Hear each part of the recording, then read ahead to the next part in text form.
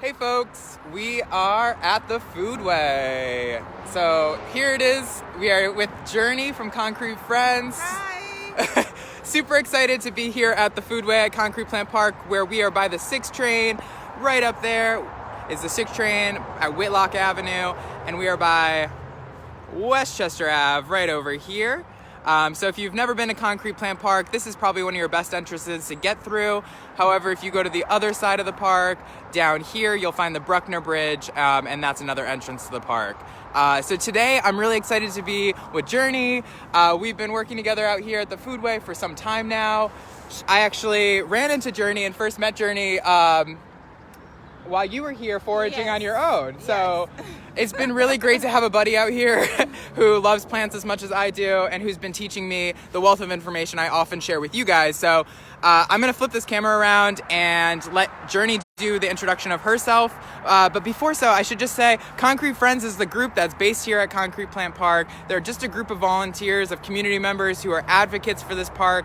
They care for the park, and they do a lot of promotion and programming. And so Journey's a newer addition, and she's been helping me here at the Foodway and really kind of leading the Foodway initiatives from that Concrete Friends profile. So if I go horizontal, Angel, I will say everyone else who's on screens will be horizontal. So I'm not going to go horizontal, but we will do some good showing of the Foodway, I promise. So there is Journey.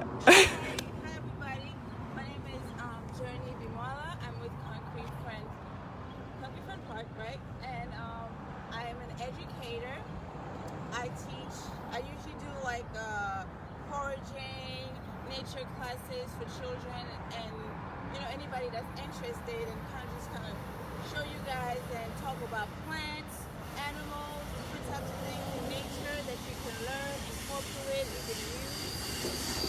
I'm an herbalist, so I'm just going to share with you guys some of the native plants that are here on the park, and you guys can get acquainted with it, and hopefully you can get use of it and enjoy it. Awesome. So we're positioned once again by Westchester Avenue, and we're looking at this area, which I call the northern portion of the Foodway. This is once again a perennial food forest, and so you can actually see some pear trees in the background, but we're looking down here at some of these herbaceous flowers. So Journey, what are we staring at over here?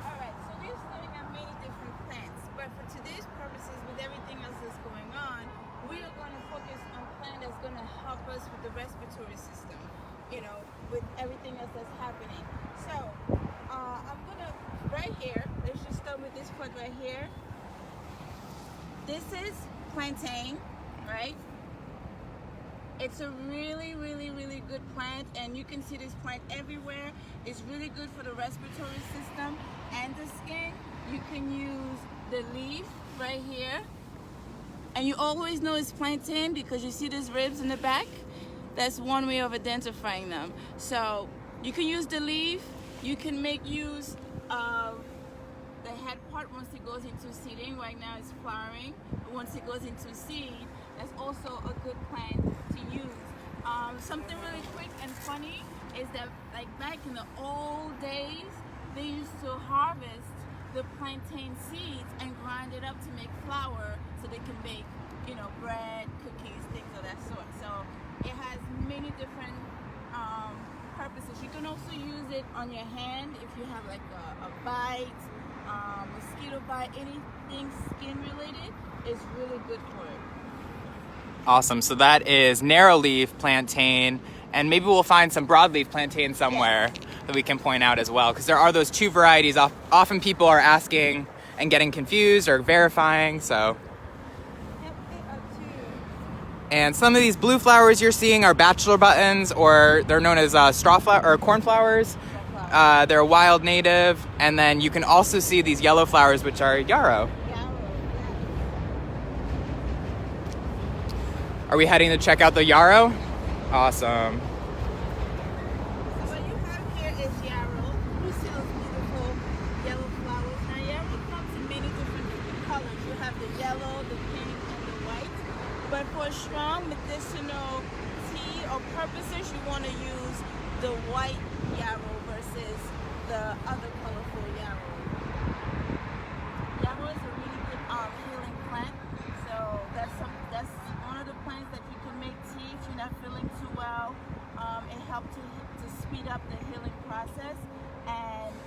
if you're bleeding, it helps to stop the bleeding too, so it's really good for the wound. If you have any kind of wound.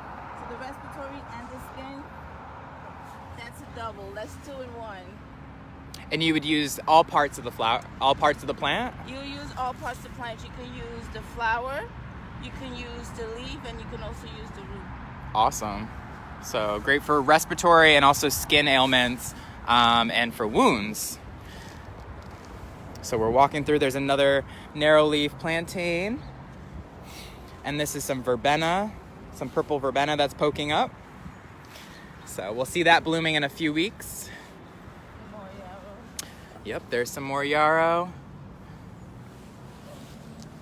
And this is actually, as I pass by, St. John's wort. So we haven't seen the yellow flowers yet, but great for depression and anxiety. There's several bushes of them.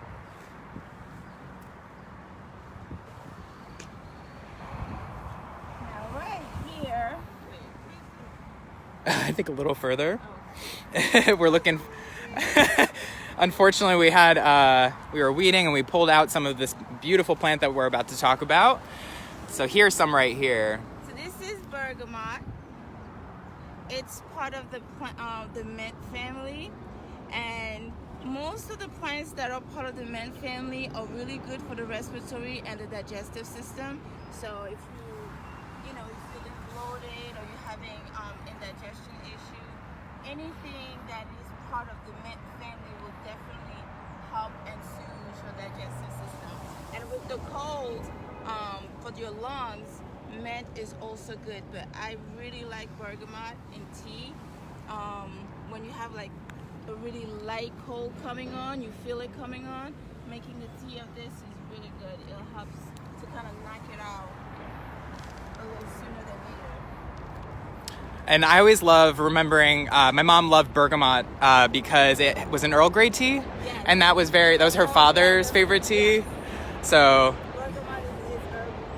Yeah, that's a pretty one with a name. it's always nice to like think of a commercial product and see how relatable it is when you're growing it right here. This is mountain mint. The beloved mountain mint. Yes, it's so.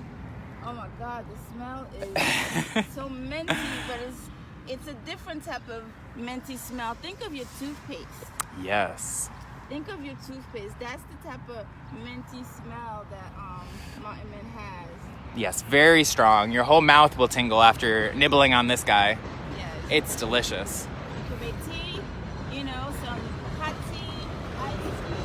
But if you're making tea with any variety or herbs that have like a really strong smell, you don't want to use hot water because the oils that are in these plants, that's what you want to keep inside. So if you're doing hot water, the oil will evaporate right along with the water. So you don't want to do that. What you want to do is you want to do a cold infusion or a warm infusion. You put your herb in your water and you just let it sit there for a few hours and then drink it. Awesome. So, word for the wise out there, we're going to switch over from our tea making and talk about cold infusions. So, literally chopping up the plants and leaving them in a cup of cold water so that it extracts all the good stuff without damaging any of the good Yeah, stuff. so you can keep everything in because you want to keep the volatile oil that are in this plant because that's also where the medicine is at. If you use hot water, you're going to miss out. That's awesome. I just learned that fun fact recently, so word to the wise. Cool. And This little section, this little section, we have anise hyssop. anise hyssop. It's one of those that has a really strong, lovely smell. I can smell it, and I'm not even touching it. I'm sitting. Yes, and then when the sitting right flowers here. come out, oh my God, it's the scent is really, really, really good. It's heavenly. It's also part of the mint family. I'm going to show you guys something. One of the easiest ways to find out whether a plant is from the mint family or not, outside of just kind of smelling the mint coming from it, is looking at the stem. See, the stem here is square. If you guys can see it. So all mint, anything that's in the mint family has a square stem. That's a great little fun fact. And also, I think it's exciting. Right there, you can see, I think those are going to be the flower. The flowers are going to pop out? Or are those just new leaves? Right here, these are new leaves. Okay. I was excited the other day to walk by some bergamot and see it blooming. So I'm like super eager to see the bergamot and the anise hyssop and everything just kind of showing up here. I'm getting a little ahead of myself. All of these plants are really good, that we've shown you so far, really good for your respiratory. So you kind of have options, you know. If you don't like the taste of one, then try another, and maybe that one will be the one that you're looking for. Mario says, hi, Journey from Drew Garden. We got Drew Garden on here. Thank you guys for your help out here. I know Mario and the folks from Drew Garden have been super helpful in weeding, so I just want to say a big thank you for supporting remotely. Okay, so here we have a little bit of everything. We have a lot of wilds, right, that they normally call weeds, but for me they're just plants because that's really what they are. So we're going to look at this one right here that everybody knows, because I know everybody have seen this one at least once in your life. This is red clover. Red clover is easy to identify from the other clover, the white clover, because one, you know, the color, right? And then if you look at the leaf, see, this is red clover, and then I'm going to show you the leaf for the white clover. We have white clover right here. Right there, right beside it, there's some white clover. Let's get to the leaf. Where's the leaf? There we go. Okay, there you go. So you see the leaf of the white clover has an oval shape to it. Red clover doesn't. So we got the white. I'm holding the white clover in my left hand. It's nice and round. And then look at the red. It's nice and oval.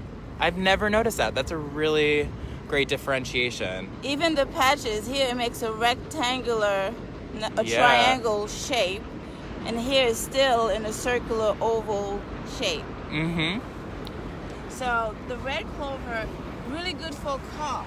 If you have a really bad cough, you can make a tea with red clover, and you can use the leaf and the blossom too.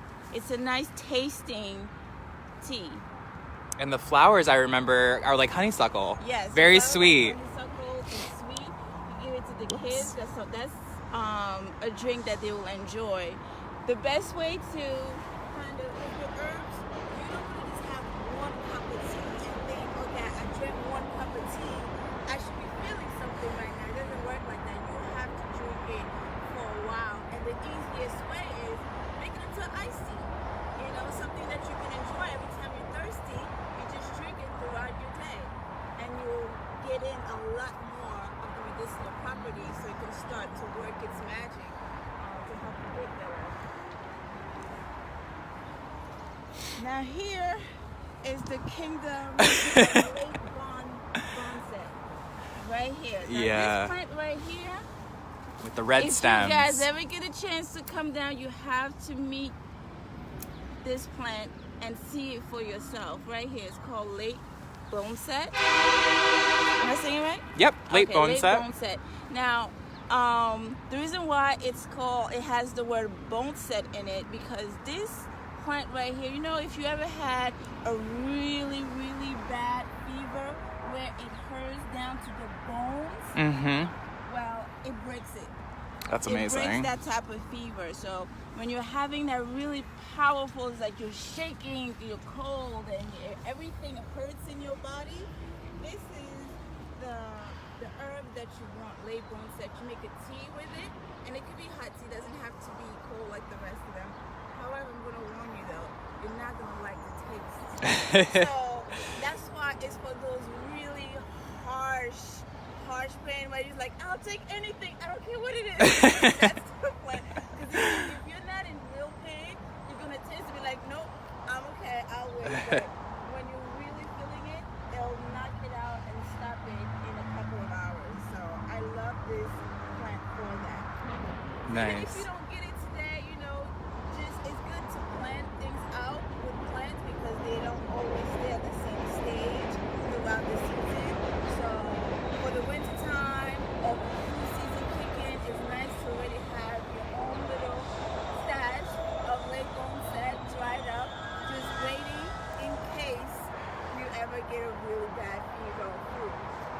Yes, I can't underline that enough. I think it's really important that we take advantage of the growing season, harvest, and preserve. So I'm excited. Later this season, I do want to do some workshops on how to preserve stuff, because we're talking to you, telling you to preserve stuff, but we can't just expect you to know. So later this season, we'll be talking about harvesting and also some food processing.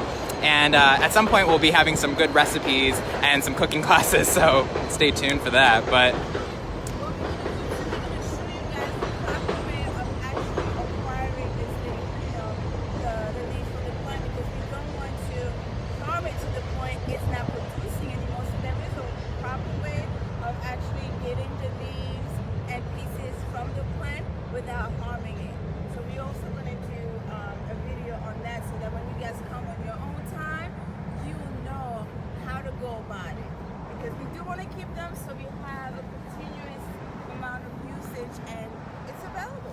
exactly. If we don't harvest things properly, we could do more damage, and then we won't have those returning yields that we want to have. We want to make sure this is permanent, that it always comes back, stays abundant and thrives. No, you're fine.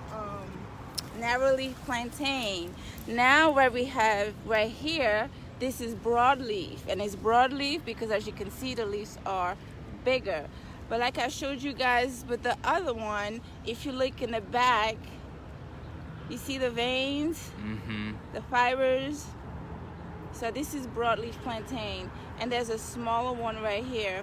The good thing about the plantain, outside of just being medicinal, they are also edible. You can also clip them and, blanch them, cook them like you cook any type of greens. But if you're gonna do that, like these big leaves right here, these are another one you'll use. They're much older, and they're a lot stronger, so you'll have to chew forever. But so you want to aim for the smaller leaf, the younger leaf. Those are still tender. See, they're still tender, so yeah, they're still very tender. So these are the one that you go for. Awesome. I know I've seen some wraps. You can use them as like a wrap, or just slice them up or juice them. It's a great way to get the same benefits of the plant without maybe all the bulk, all the fiber. You could juice it or blend it. Absolutely. So over there in the background is some catmint or nepeta. People are going to start seeing all the flowers starting to appear, so I want to just highlight things that are starting to pop up. But so another mint. Catmint, and then you have some more. We didn't really talk about it, but the white clover. The white clover. It's really good for eye wash if you have eye problems. Making a little tea with it and using it as an eye wash and drinking it too. So here we have a nice collection of Echinacea. Right, this is Echinacea right here.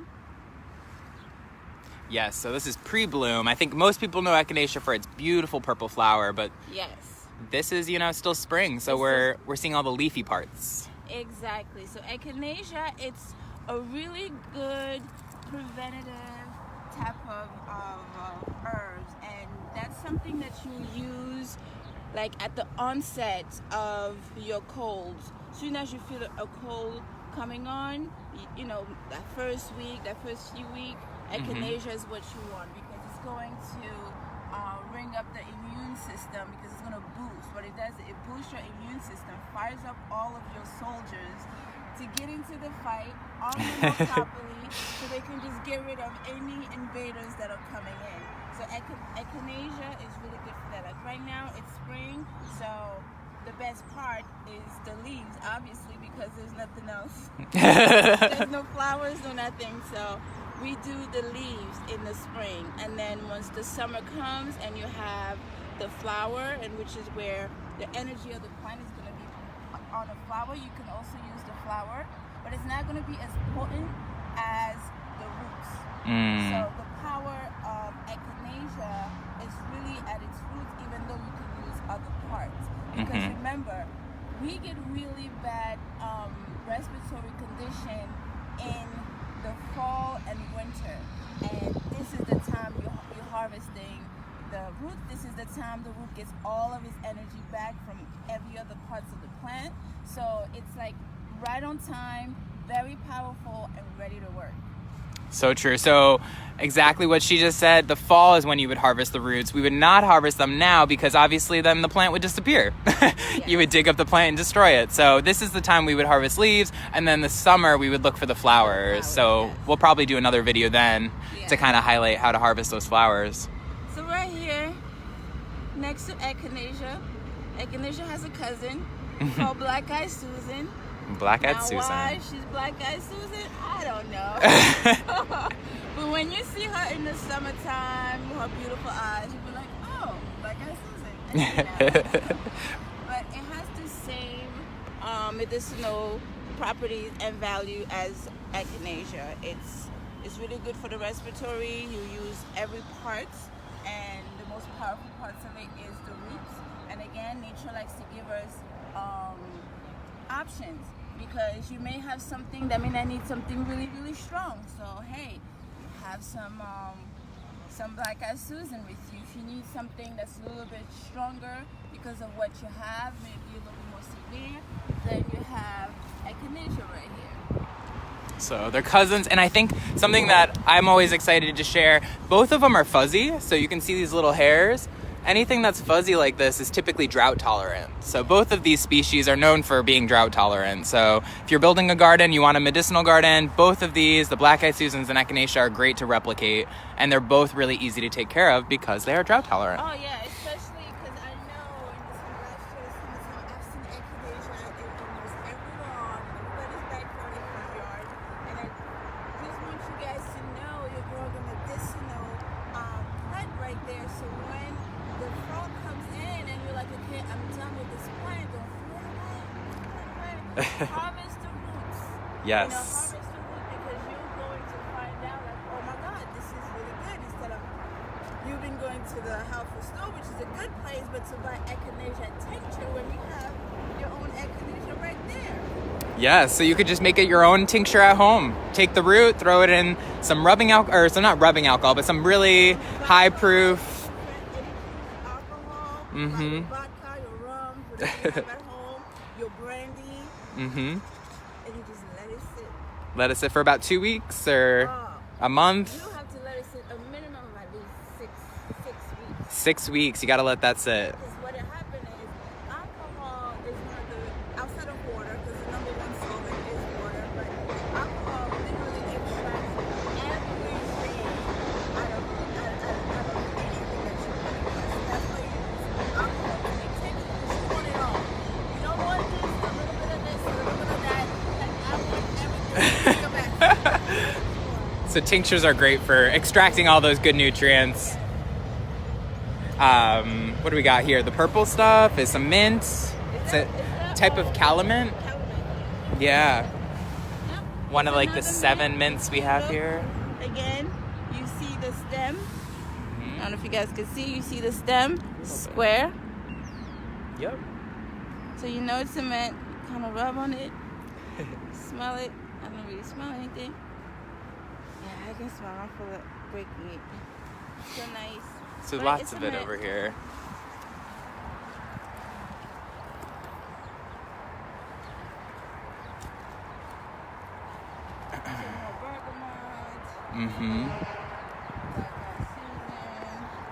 This whole space here is under construction. Oh, well, Yes. Yeah, so we had a conversation earlier about these beautiful trees, the chestnuts, and we really had some concern around it, just concern around folks and foraging, because we are encouraging folks to come out and forage medicinals like this beautiful chestnut. But Journey, do you want to kind of explain what our fears are around foraging and harvesting? And these beautiful plants is that we don't want people to come and just start ripping any parts, everything, where to the point now the plant, can't survive no more. It's dying, or it's hard for the plant to kind of keep up and restore itself back up. And we just want to make sure, we just want to put it out there and tell you guys, all the plants that we're sharing is here for us to forage and use. But in order for us to continuously receive all of these things, we also have to treat the plants and trees with respect. They are living things, they're part of living things. So there's a way to treat them and to harvest from them where it's not gonna be harmful. So for a tree like this, the chestnut, the leaves, especially during the cold, flu, you have whooping cough, any really bad cough, these right here will help you a lot. All you have to do is dry the leaf, make a tea, a really strong tea, and drink it, and you will start to feel relief. So if you have, it's what they say, anti-spasmodic. You have those cough that you just can't stop. It just come back one after the other over and over and over. That's what spasmodic is, and this is anti-spasmodic, so it will stop the occurrence of the cough coming in over and over, and will also soothe your throat. But you can't come and take all of the leaves. Yeah, definitely. You can't come and then break a branch. Yeah. Because if you do that, you guys can see this tree right here. It's a baby. This is a young tree. It's a very young tree. This is the chestnut, and it grows to be really big. 100 feet. You want to be able to see it in its fullest. And as long as you come, you take a few. Let's say you may take like 3 from here, but you don't want to take everything from one spot. Right. You take a few from another spot, and then come back. Yeah. The following week, even if a few months later, it's not going nowhere. It's going to be right here, and you don't need a whole lot to make a tea out of it. Just a couple leaves. Yeah. But remember that, and to respect that. Do not break, do not write on it. Yeah. The outer bark is just like our skin. It protects the inside. If you start to write or carve things in there, you're exposing the inside of the tree. And what's going to happen is mites, infection is going to start to get inside. Yes. That can possibly kill the tree, and we don't want that. No. So it's very simple. We don't mean to drive this home too deeply, but just, while you're out here foraging, which we encourage, we totally want folks to come out and forage, just be mindful about how you pick. You can always use 2 fingers and just pick one simple leaf off, something like that, and then just bring that one leaf home. Come out when you need it, or make a tincture and you have it on supply. I think that's the big thing. So we love our plants here in the park. We've unfortunately had a lot of excited folks destroy some of our plants, so we're very conscious. And right here where we're standing next to, what do we have? This is the celebrities. We have elderberries. The elderberry. Okay, this is the elder. Although we say elderberry is the fruit, but the name of this plant is just the elder. So right now it's not fruiting. Elderberries do not come until about August. So from August to September, it's pretty much where you're going to come in contact with the berries. Right now, you can see it's just the leaves. The flowers are going to start to come out soon, but they have some ways to go. Yeah, we So still have a while. Yeah. Some of the flowers are starting to emerge. So this is really good for any kind of respiratory issues that you have. It shortens the amount of time that you're going to stay sick. That's one of its beauty, especially if you start it right before. So it can be used as a preventative, where you take like small amount every other day, or it can be used as an immediate, where you're starting to feel sick, then you start to take your elderberry syrup or your elderberry tinctures, whichever way you find suitable for you. The berries and the flowers are the only parts that you can use, are those 2. But if you ever come across the berries in the summertime, advice against you just picking it up and eating it like how we'll eat strawberry, blueberries. You don't want to do that, because it will and can cause stomachache if eaten raw.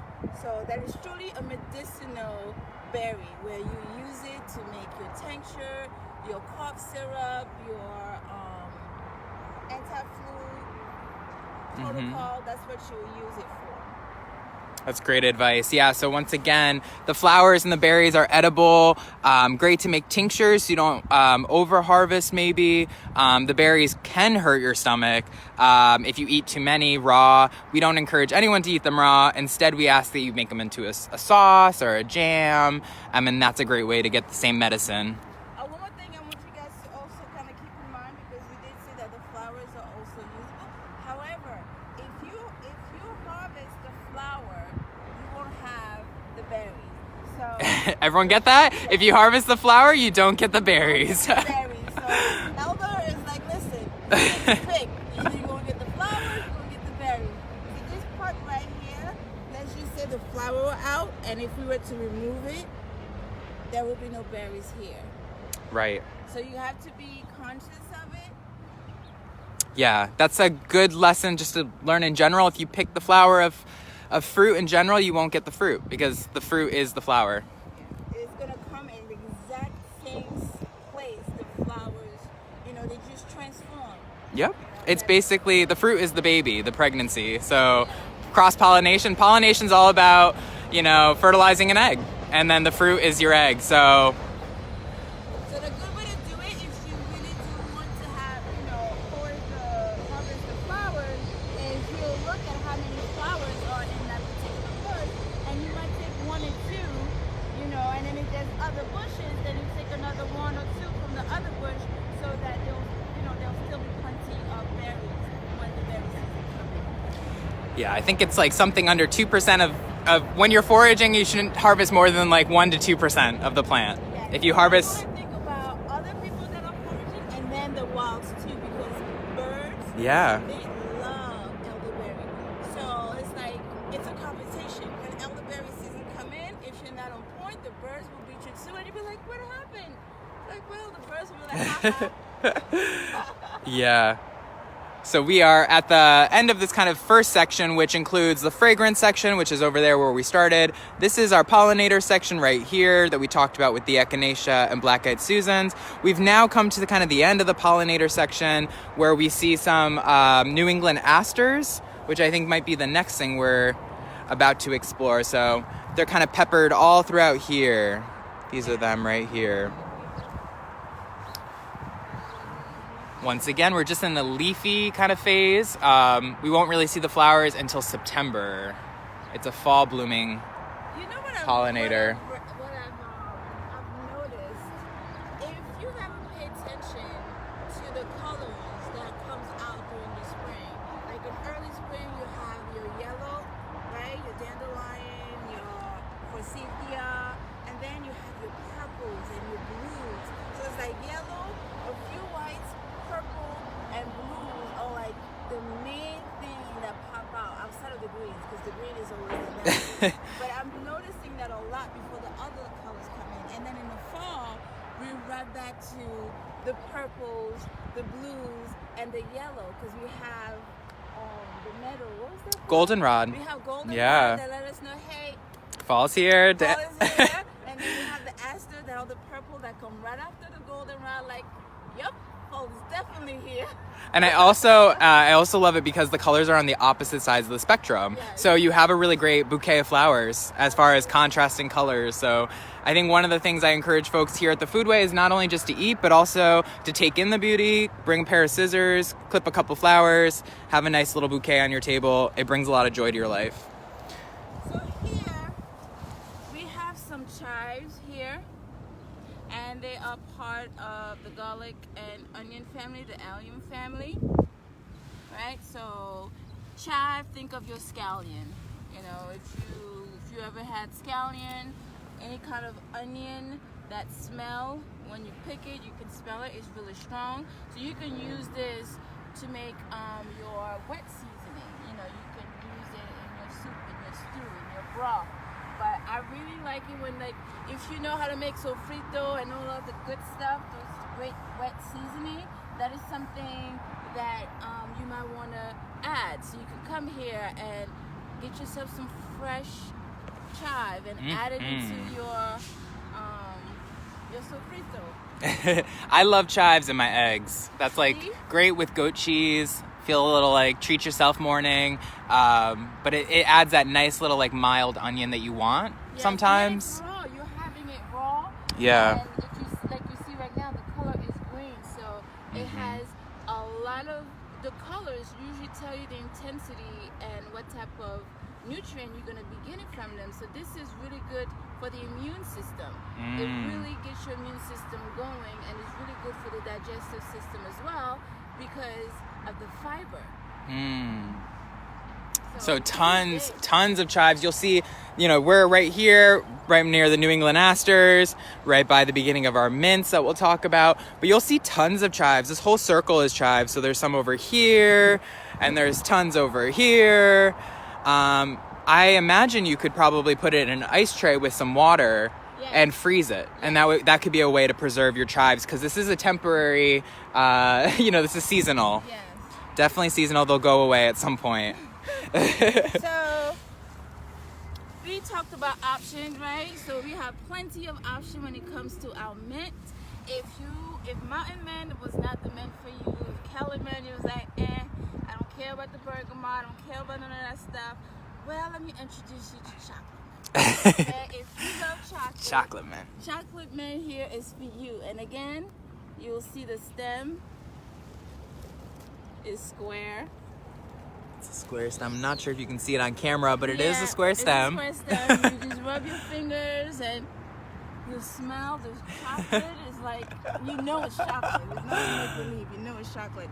So you can have some chocolate mint, make it, like I say, cold infusion. You can also do an oil infusion if you really like the smell of mint.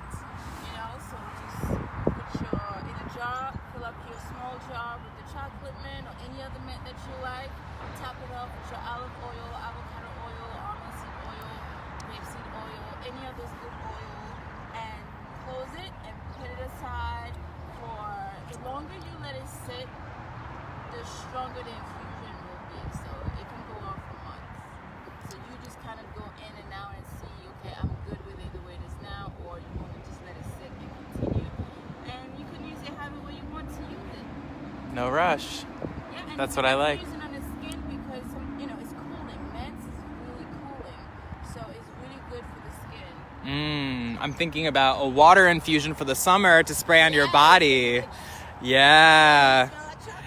Smell like chocolate. Get that cooling sensation, which is so desired on hot days out here. But yeah, there it is, our chocolate mint.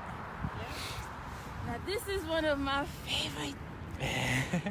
Not the chocolate mint, but this one right here. This is thyme. Creepy thyme.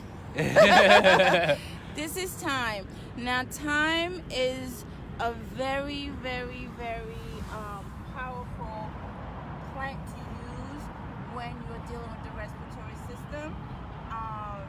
You can make a tea out of it. Like, for example, with thyme, it's not antispasmodic like the chestnut, but if you have a dry cough, whereas like you have a dry cough, nothing is really coming out the way you want it to come out. You drink a tea of thyme, and you're gonna feel it right away. Like you're gonna feel an immediate reaction. It's gonna make everything a lot more smoother. The next time you cough, it won't be as painful. It won't be as uncomfortable. It's also good to use it for congestion. If you're congested, you can just put a pot of hot water, put your thyme in it, and then just breathe in the steam, and it's gonna help you breathe better. Like it is really, really, really, really, really good. That is one plant out of all of the plant mentioned so far. I will definitely encourage you to have on the side when you're either congested or have a cold and you have that really nasty cough. Make some thyme tea, and it tastes good. Yeah. It tastes tea. So I guess you could also just add an extra amount in your soups and stuff like that to bulk up in that same and the same qualities. Because I know this is the same culinary time. I use this. I picked this for my chicken, for my veggies. So it's not only just for teas and such. As far as cooking with it, I will cook with it, but I just didn't know about its medicinal property until last November. And when I used it, it was just like, what? You've been in my cabinet and I've seen you, I've known you all my life. I didn't know you could do this. And your medicine, that's amazing. Yeah, it's like, okay. That's great. Again, you have a lot of, this is apple mint. It's another great one, part of the mint family. It smells like apple mint. Like, the smell is, It's very sweet. I always think it smells sweeter than the others. It does smell sweeter. And I can just smell this all day. And it is fuzzy, so I think that's one of the big ways to differentiate is like the apple mint is fuzzy. You can often see that silvery fuzz versus the chocolate mint, which is right here, definitely dark purple. And then all the other mints are kind of segregated towards the beginning of the foodway. Yeah. Outside of that calla mint. And this is a mint also that the kids will love. Yes. It has a sweet taste, but it's light. It's not strong. It doesn't have an invasive peppermint taste to it. So Jason's asking, the mint doesn't take over? Actually, it does take over. And for us, we're constantly picking up mint from the trails, and we are often doing a lot of kind of recon and over in this section. But for us, the importance of having a hardy ground cover is significant. When you think about permaculture sites, you're not watering typically. We're not at that point yet, but we want to get to the point where there's a ground cover everywhere. We're not weeding as much. Things are existing on their own. So we definitely took a leap by planting the mint here. And I've been looking through these, the comments that have been coming in, and just appreciate all the love folks have been giving. Pam, it's great to see that you're on here. Pam works with us at the Alliance. Amber, it's great to see you. And Eric, you've been attending each week. It's been really great to see you come up here. And Wendy and everyone else who's been on here, great to see you all. We're once again just at Concrete Plant Park. We're at the Bronx River Foodway, and I'm with Journey, who is of Concrete Friends.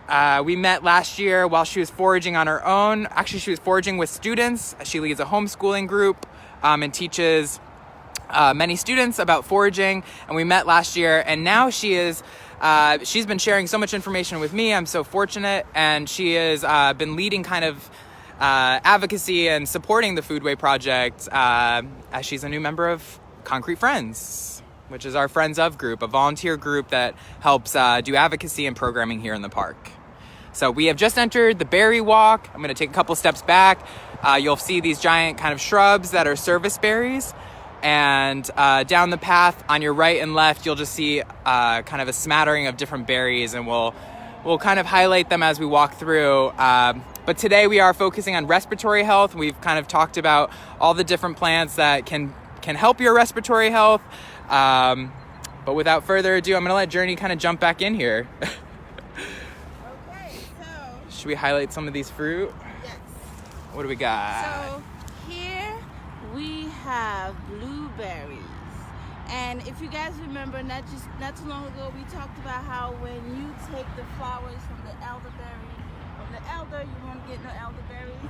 Here, what we have right here, I don't know if Nathan can pick, but like right here, yep. Right, this is where the flower was for the blueberry. And now you can see right here where the berries, this is the berries right here. So if someone came and took this whole thing off because they love the flower, then there wouldn't be no fruit right here. See, we have a little pistil still standing right here. That's where the flower was. Exactly. I think if anyone has an apple near them, it's very obvious on the bottom of the apple.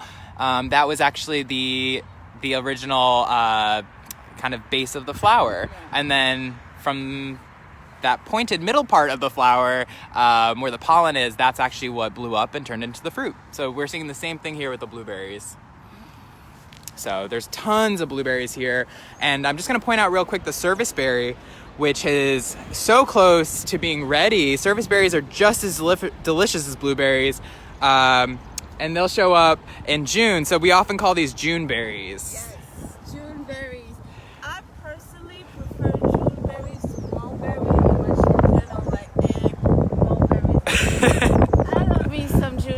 I love And you have to Juneberries. be careful with Juneberries because they're very tricky. Because once the fruits are here, the berries are here, you're gonna think they're ready to be eaten because it's gonna be a beautiful red. No, when they're red, they're not ready. You want to wait until like they are that purple black. Yes. That's when you're gonna get all of the juice and the sweetness and all of its good part is when it's like a purple black. Yes. When it's red, it's not ready because we don't want to hear nobody saying, "Hey, you guys talked about Juneberries and I had some Juneberry, didn't like it." We always say, darker the berry, the sweeter the juice. So just remember that. That's true with, we passed them a second ago. I'm just going to point them out real fast. Chokeberries. So these are a late fall crop. And we're just starting to see berry production now. But once again, you'll see it red. Don't eat it when it's red. Wait for it to turn black. It's like a dark red. I really think it's black. But they're so sour, the chokeberries. That's why they're called chokeberries, because you kind of choke up. More service berries. And did you see these, Journey? The gooseberries? When I was taking a walk earlier. Look at those gooseberries. Look, guys. They're so cute. Now, this is a little accident. I'm supposed to wind or some sort. But you see right here? Yeah. Looks like one of the branches broke. Yeah. But they're not ready yet. Not ready. But you see the fruits are coming in, and you guys can see there are thorns right here. Yep. So plants do have their own way of protecting themselves. Definitely. But if you're careful, these are a delicious crop. They're kind of sour. They're kind of sweet sour mix. They do look like little watermelons, so kids would get a kick out of them. But do be mindful of these thorns. They're pretty right now intense. It's because it's like really early, but it's gonna harden, and you don't want to be. Look at all those berries. So we got a bunch of gooseberries as we cross this little dry riverbed. This helps us kind of manage water in the park during heavy rainstorms. Yes. The bush that keeps on giving, we call raspberries. So these are red raspberries. So what's exciting now, we can do a harvest if we wanted. Yes. What part would we harvest now? Now the leaves. Yes. Raspberry. I'm pretty sure some of you have heard of raspberry tea, right? That's just the leaves. So you can harvest some of the leaves, dry them up, and make yourself a nice tea with it. Yes. For the reproductive system, both male and female. The younger leaves are always better than the older leaves because just like with us, you want the strong one because it's gonna have all of that strength and vitality and all that good stuff. Anything that's older is hardier, it's been through life, it has lived. That's real. That is real. So you want the tender younger leaves that still have a lot of strong medicinal inside of them. And then once it starts to bloom, you'll have the berries, raspberries, and you can eat them fresh. You can make jelly with it. You can do so many different. You can make syrup with it. There's so many things that you can do. So trying a little bit of everything is good. If you want to switch up, if you guys love pancake and you want to switch it up, get some raspberry, make a homemade syrup, to use instead of the regular store-bought. So that's also something fun to do with the kids. And let them do it themselves and see how they like them. Yeah, and these raspberries keep producing, so it's been really great to see them producing all the way through the fall. Yes. It's been really exciting. I thought we'd get one bumper crop and that would be it, but it was ever producing. Everywhere. So these are the red ones, and we note that they're red ones because we have white or yellow raspberries here as well, typically on the left side. So if you're walking down the trail and you've got the trees on your right, these are some fruit trees, you'll find that there are white raspberries over here, and then on the right side, any raspberries would be red. They're still raspberries, so whether you have white or the red one, you're good either way. But if you never had the white one, definitely have some. It tastes great. You just want to wait until they have like a beige color. If they are white, and when you touch them, they're really hard, they're not ready. You know when they're ready? When they have that beautiful beige.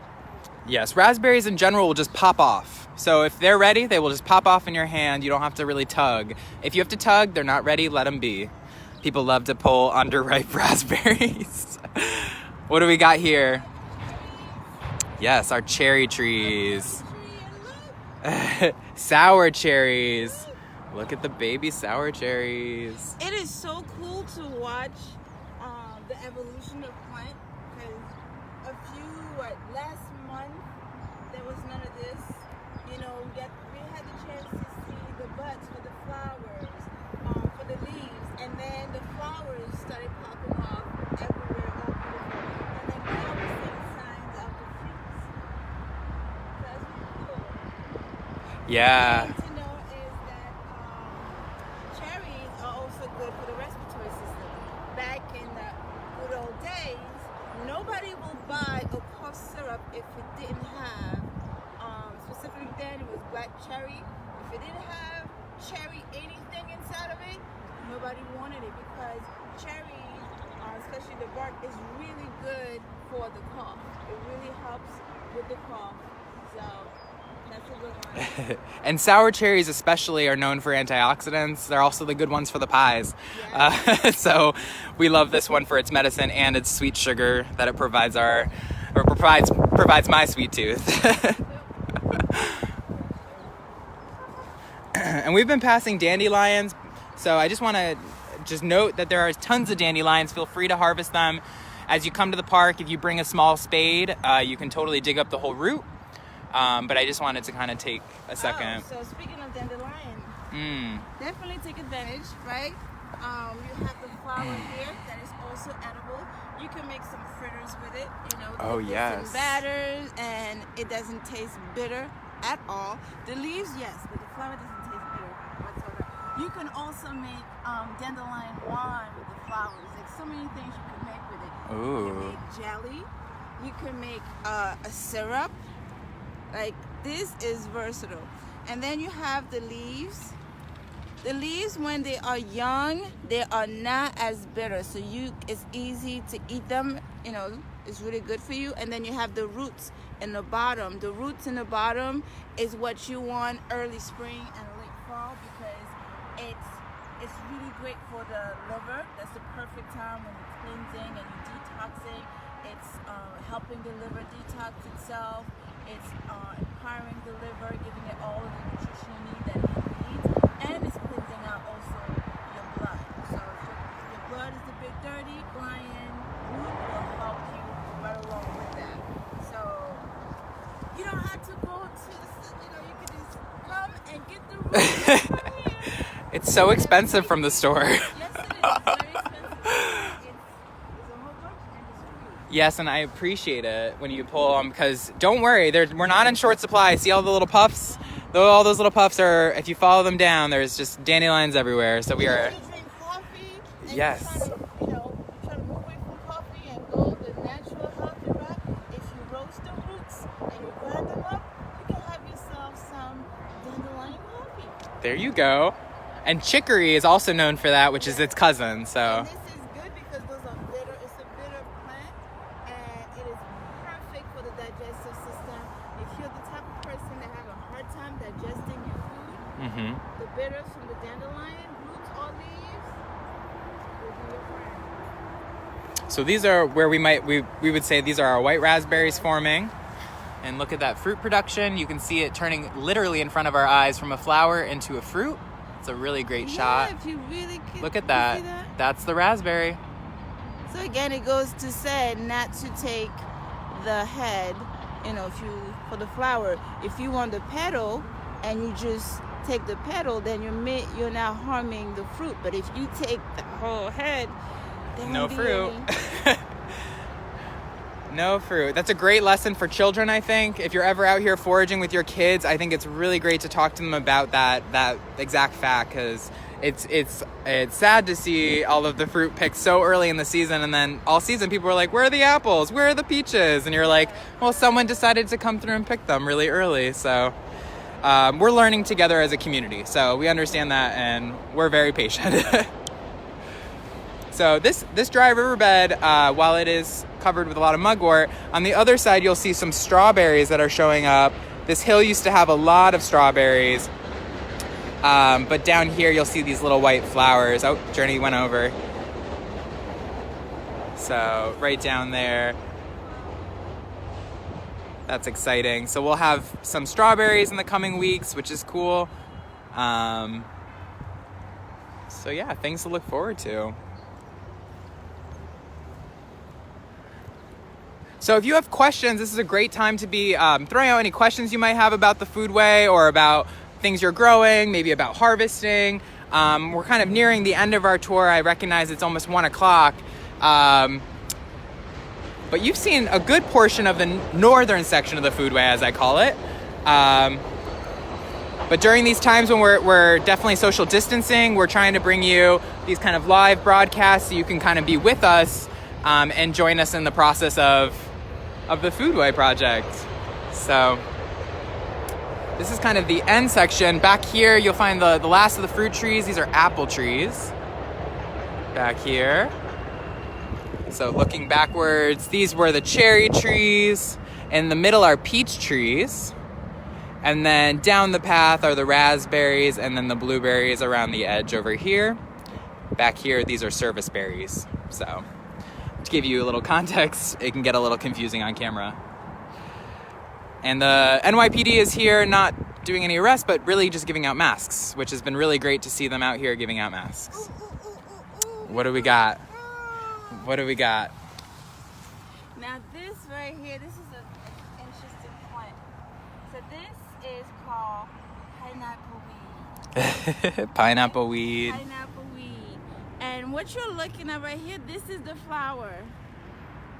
And pineapple weed is related to chamomile. If you look at chamomile, it'll usually have the petals right here.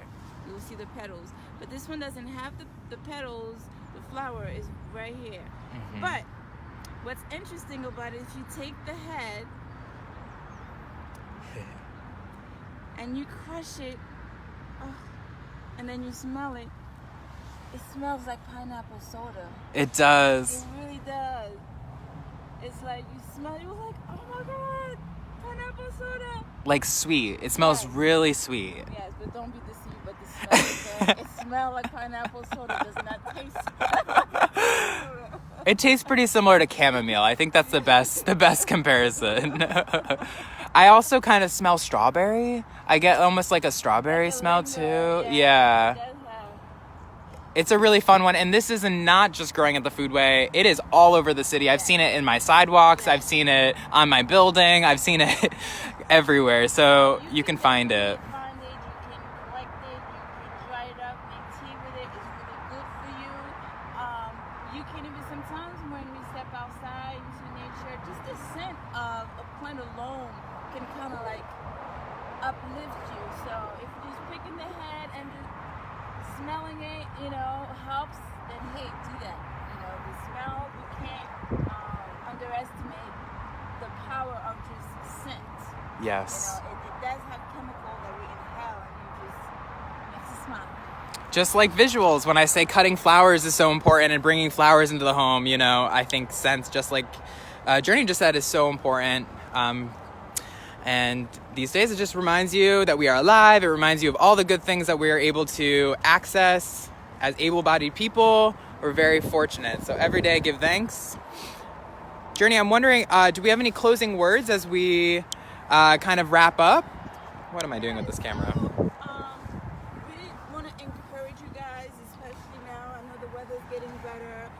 We definitely have to keep on social distancing. But do take the time and come walk through the foodway and see the things that you're noticing. And when we go live, we may have more questions or something that you already see that we can talk about or help you figure it out. But it's a good place to come and just relax and enjoy the outdoors for the Exactly. And I will say, folks have been using these rocks as social distancing measuring because they're about 6 feet apart. So if that's a way that helps you kind of feel safe, there's tons of ways to stay safe outdoors, I would say. But obviously, do what you feel comfortable doing. Any other parting remarks? Yes. When you come out here with the kids, with the children, there's so many different types of games and things you can do with this plant. You can, if you learn anything from the live, remember the plant that you learned from, bring your child and kind of show them what it is, and then have them pick a plant that they want to experiment with. Do an experiment project. Let's pick time and see what it tastes like. Let's try whatever that's available. Just kind of like play it, and then next time switch, and someone else is speaking, and someone else does something else. Mm-hmm. So that would definitely be my suggestion on one of the many ways that you guys can make use of this space. Yes, and I think just to dovetail that, you can find out more information and see more resources about the Foodway Project and other curriculum and lessons for school groups and teachers and families by going to bronxriver.org/foodway. On that page, you'll find a scavenger hunt, which could be useful these days. You can pop it up on an iPad and bring that out here if you don't have a printer. But you'll find a whole different list of forageables as well as pollinators that you can search for with your students or with your kids or with your partner, and come on out and enjoy this nice weather. So signing off from the two of us, we'd like to say thank you for joining us, and stay tuned for another Monday at the Foodway. Be well, everyone. Bye. Have a good day.